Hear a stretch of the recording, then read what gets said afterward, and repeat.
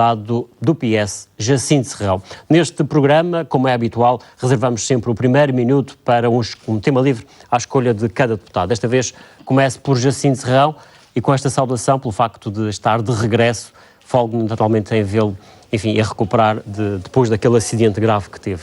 Jacinto Serrão, vamos então ao tema que escolhe para início do programa. Muito obrigado, Gil Rosa, pelas suas palavras. E gostaria de deixar 3 notas breves neste minuto que me é destinado.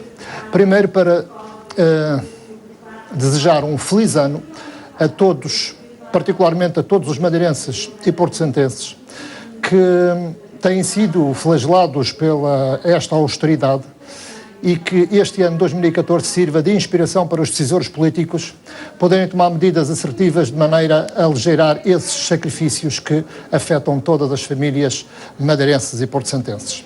A segunda nota vai para homenagear o Eusébio, uma figura lendária e histórica do futebol, não só português, mas do mundo, uma pessoa que jogava futebol por amor à camisola, contrastando com aquilo que vai acontecer nos dias de hoje, em que muitos começam a jogar futebol por amor ao dinheiro, por amor aos milhões. Uma terceira nota vai exatamente para as palavras de Gil Rosa e tantas outras de diversas pessoas que manifestaram uma solidariedade para comigo num momento muito crítico da minha vida. Solidariedade essa que foi manifestada por amigos, pessoas conhecidas, mais ou menos conhecidas, pelos diversos meios e formas, e que foi uma energia importante para mim poder superar essa situação muito difícil em que me encontrava. Foi uma força que me empurrou para este lado de cá da vida. Muito obrigado a todos. Jacinto Serrão, naturalmente neste programa não cabem perguntas de natureza pessoal, mas, enfim, atendendo à circunstância, pergunto se nesta altura já está, enfim, totalmente apto para o regresso à atividade política, enfim, aquela que vinha exercendo até ter o acidente. Bom, totalmente não, mas já estou em condições de participar neste tipo de debates e em alguma atividade política.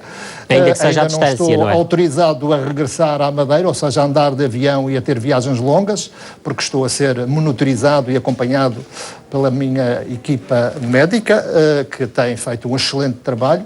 A recuperação está boa e eu espero que em pouco tempo esteja plenamente apto a fazer toda a minha vida tal como fazia antes do acidente.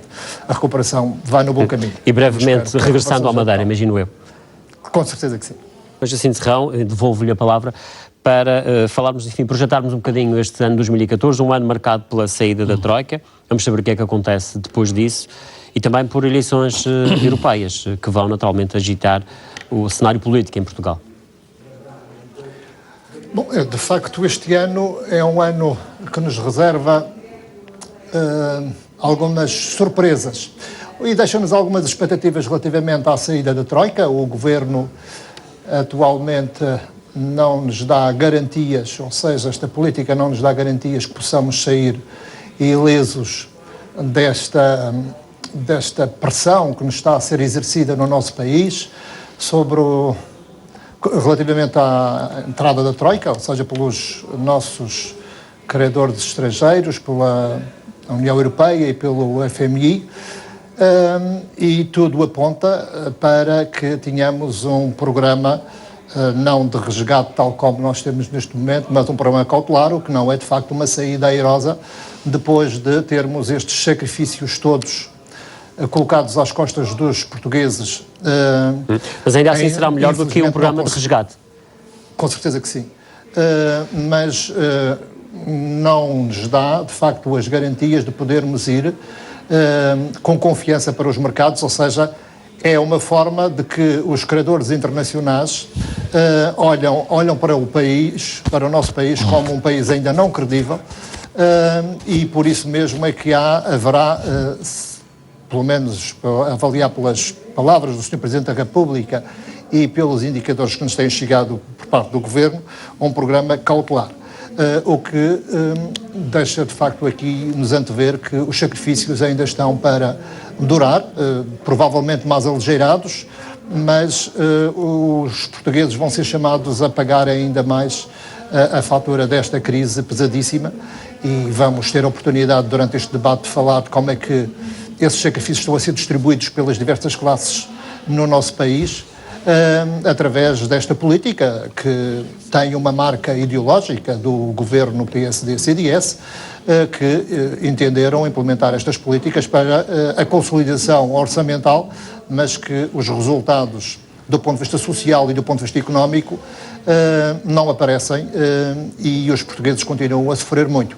E isso é que me preocupa muito, por isso é que eu espero que as políticas mudem, e estamos em anos de eleições, normalmente os políticos procuram, ou pelo menos aqueles que estão a exercer a governação, procuram olhar para os portugueses com mais sensibilidade. Não haja essa tentação. E olhem para o sofrimento dos portugueses e atuem com políticas não laxistas para prejudicar o país e para prejudicar todo o esforço que tem sido feito, mas que olhem para os portugueses como pessoas, como seres humanos, para os trabalhadores com direitos e deveres, e devem ser respeitados por parte de quem tem o poder executivo no nosso país. Já lá vamos. Infelizmente isso não tem acontecido por parte do Governo, basta ver as próprias violações da Constituição da República nas políticas orçamentais e as injustiças que existem na nossa sociedade.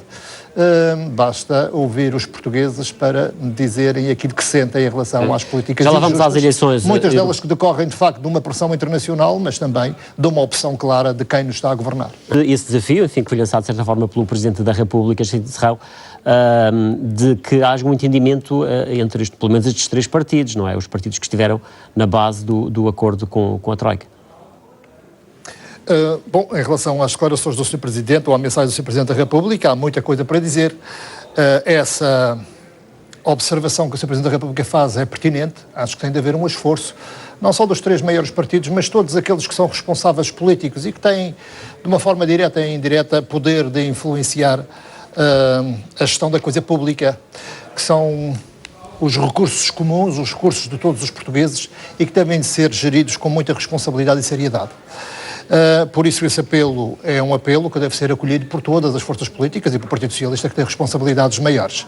Mas, se me permite, em relação aqui a algumas questões que foram referidas pelos meus colegas, relativamente a indicadores que nos possam vir a trazer alguma confiança, é evidente que existem alguns sinais positivos, ainda muito ténues, esperemos que sejam maiores no decorrer do ano, no crescimento económico, as questões da diminuição do desemprego, mas não podemos esquecer em que patamar é que nós estamos.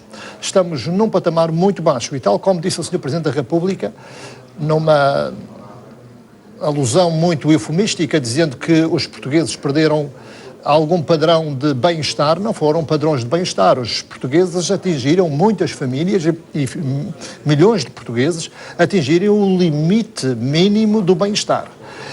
E isso, ao contrário do que diz o Sr. Presidente da República, isso também depende do conceito de cidadania, quando ele diz que, apesar desses sacrifícios e de terem reduzido estas condições de bem-estar, os portugueses não perderam liberdade nem direitos de cidadania. Bom, a cidadania, o conceito de cidadania é um conceito muito vasto e não sei bem qual é o conceito que o Sr. Presidente da República tem.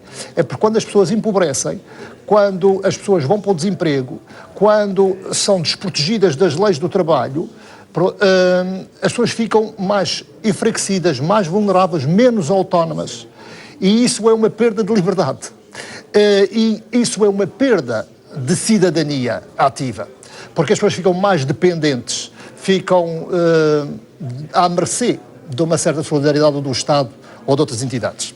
Bom, mas em relação aqui a indicadores, eu refiro-me que recentemente saíram algumas notícias dizendo que o déficit de facto tem decrescido muito à custa do aumento do estoque da dívida, ou seja, para gerações futuras pagarem.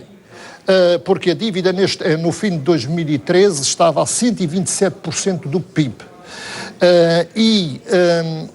Existe um dado do Banco de Portugal que diz que as entidades não reclasificadas tinham uma dívida de mais de 20 mil milhões de euros, contrastando com o valor indicado pelo Governo, que era 16 mil milhões de euros. Ou seja, estamos aqui a falar de muitos milhões que que podem também ter um efeito negativo no déficit e vai depender também da avaliação que o Eurostat fará destes valores que foram agora apontados pelo Banco de Portugal. E isso poderá pôr em causa, de facto, a confiança junto dos credores externos, ou seja, a confiança dos nossos credores que querem olhar para o país como um país que vai honrar, de facto, os compromissos que tem e os objetivos que tem perante as exigências da União Europeia, nomeadamente o Pacto de transmitir confiança aos credores, Jacinto Serrão. Num prazo de 20 anos tem de colocar a sua dívida a 60% do PIB. E por este valor, por este estoque de dívida que nós temos neste momento, dificilmente nós vamos atingir esses objetivos. E enquanto tivermos esta espada de Damocles sobre a cabeça, dificilmente os credores olharão para o Portugal como um país atrativo. Mas seria um contributo importante se houvesse o entendimento entre as três forças políticas, enfim, como é o caso do CDS, o PSD e o PS? Sim, não tenho dúvida que, para além das outras forças políticas que também deveriam ser chamadas a participarem e a se responsabilizarem também de forma ativa, e isso é importante também que os portugueses, o eleitorado, avaliem toda a prática política dos diversos partidos políticos, mesmo aqueles que nunca tiveram responsabilidades de poder, mas que têm capacidade de influenciar a governação, a legislação portuguesa, a decisão, portanto, também acabam por ser de forma indireta contribuintes para a decisão daquilo que vai acontecendo na vida política e na vida pública. Por isso, seria importante que essa avaliação fosse feita por todos, pelos responsáveis políticos, particularmente, e assumissem a sua responsabilidade. O Partido Socialista nunca se furtou às suas responsabilidades, até porque é um partido que tem responsabilidades de poder em diversos patamares no país, a nível regional, a nível local, e anseia vir assumir também a governação do país. Por isso é um partido que não pode se eximir das suas responsabilidades, mesmo estando na oposição, e assumir aqui como tem feito, com propostas coerentes e ativas, uma posição de maneira a contribuir com para esse tal entendimento. Vamos ouvir também aqui a opinião, que têm a maioria para influenciar a mudança de políticas sobre esta proposta, enfim. Jacinto Serrão, tendo em conta, enfim, estes cenários que temos aqui falado, relativamente ao ano de 2014, estas eleições europeias que vão acontecer em maio, que debate é que poderemos ter nessa altura? Bom, se me permite duas pequenas notas. Uma tem a ver com a reforma do IRC. O Partido Socialista há muito tempo que vinha a dizer ao Governo que tinha propostas alternativas e só à última da hora que o Sr. Primeiro-Ministro que aceitou acatar algumas propostas do Partido Socialista e daí o entendimento que houve. Ou seja, o Partido Socialista tem apresentado aos portugueses e ao Governo propostas alternativas. Infelizmente, o Governo, pela sua maioria, PSD e CDS, teimam em não querer ouvir e acatar também um conjunto de propostas do Partido Socialista. Porque o entendimento faz-se com cedências de ambas as partes. Não é pedir entendimento do Partido Socialista e o Partido Socialista, por isso, dizer amém a todas as políticas da governação. Dizer não. A segunda tem a ver com o ataque que o Sr. Deputado Guilherme Silva fez constantemente na sua intervenção ao Partido Socialista. Até parece que é o Partido Socialista que tem responsabilidades de governação neste momento. Quem governa é o PSD, é o CDS. E o Sr. Deputado deveria fazer uma meia-culpa e pôr a mão na consciência e verificar que o seu partido é que está a ter a responsabilidade de um conjunto de políticas que estão erradas, aliás, até criticadas no seu próprio discurso, em alguns aspectos. E discursos eleitoralistas, basta verificar o que disse Pedro Passos Coelho antes de ser Primeiro-Ministro, Paulo Portas antes de assumir responsabilidades da governação, que foi eleitoralismo puro e estão a fazer o oposto, totalmente o oposto daquilo que vieram a prometer. Portanto, sobre discursos eleitoralistas, é evidente que toda a gente tem mácula, toda a gente tem alguns pecados, mas o PSD não está isento também da crítica, Sr. Deputado Guilherme Silva. Relativamente às eleições europeias, eu acho que os portugueses já compreenderam, e todos nós temos sempre feito esse apelo, de que nós somos cidadãos europeus. Temos direitos e deveres em todo o espaço europeu. E, por isso, as eleições europeias são importantes para consciencializar os eleitores de todo o espaço europeu de que devem participar de forma ativa. É através do voto, porque é uma forma de exercer poder sobre a condução dos destinos da União Europeia. Porque a União Europeia tem uma influência muito grande, já verificamos com esta crise, é uma crise internacional, mas acima de tudo uma crise europeia, e agora há sinais de retoma, também acaba por haver reflexos positivos no nosso país, ou seja, tudo o que vai acontecendo na Europa tem reflexos em cada um dos Estados-membros, particularmente nos Estados mais pequenos como o nosso. Por isso, a participação, o debate sobre as questões europeias deve de acontecer, quer por parte dos responsáveis políticos que se vão candidatar às eleições europeias, os candidatos, os partidos que têm realmente responsabilidade de fazer essa campanha, mas também deve ser feita por movimentos de cidadãos, pelo cidadão de forma individual, de que de facto tem uma capacidade de intervenção, têm um poder nas suas mãos através da sua representação democrática para poder também influenciar a vida política da União Europeia. E não nos esquecermos que a União Europeia não é apenas uma instituição que está para ali, que serve para nos exigir algumas questões políticas que nos trazem muitos sacrifícios ou trazer alguns fundos comunitários, mas é uma instituição que politicamente é relevante e que condiciona as políticas dos Estados-membros e por isso deve merecer uma atenção muito mais atenta por parte de todos os cidadãos portugueses e particularmente os eleitores. Jacinto Serrão seria um excelente candidato. Jacinto Serrão seria um excelente candidato. Seria um excelente candidato. E eu acho que a falar de candidatos, ter mais ainda do que um deputado eleito pela região, ou enfim, que tenha uma ligação como já tivemos à região, será sempre, como já sempre tivemos. bom. Vamos ouvir a opinião do Será deputado sempre Rui bom. Barreto, sendo que o Jacinto Serrão foi de certa forma desafiado aqui, ou provocado. O desafio de ser candidato ao Parlamento Europeu é um desafio que aceitaria, por exemplo, se... Não, isso é uma responsabilidade dos partidos a nível regional e a nível nacional e eu não quero falar dessa questão. Eu acho que é importante, de facto, que a Madeira tenha uma representação no Parlamento Europeu. Nós já tivemos, no passado, 2 representantes, o Dr. Emanuel Jardim Fernandes, que foi eleito diretamente e eu era responsável pelo partido e o partido a nível nacional reconheceu, de facto, de resto, até já tive 3 representantes. Ter, através do Partido Socialista, o seu representante. E devemos fazer esse esforço e espero que esse seja feito de maneira a podermos conseguir isso, porque isso é bom para a Madeira, naturalmente, e para o Porto Santo. Jacinto Serrão, também a sua opinião sobre esta condecoração que o Presidente da República vai atribuir a Ronaldo? Bom, muito rapidamente, só uma pequena observação, porque não tive tempo ainda há pouco.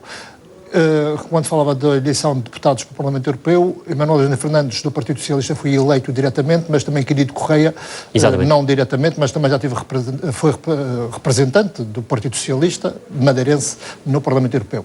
Em relação à condecoração a Cristiano Ronaldo, é evidente que Cristiano Ronaldo é uma figura internacional, é um jovem, é madeirense, para nós é um orgulho imenso. O nosso nome é falado, os madeirenses são referidos sempre que nós nos encontramos com muitas pessoas por essas partes do mundo, sempre que dizemos que somos madeirenses falam de Cristiano Ronaldo, é de facto uma referência internacional e a condecoração é muito justa e merecedora.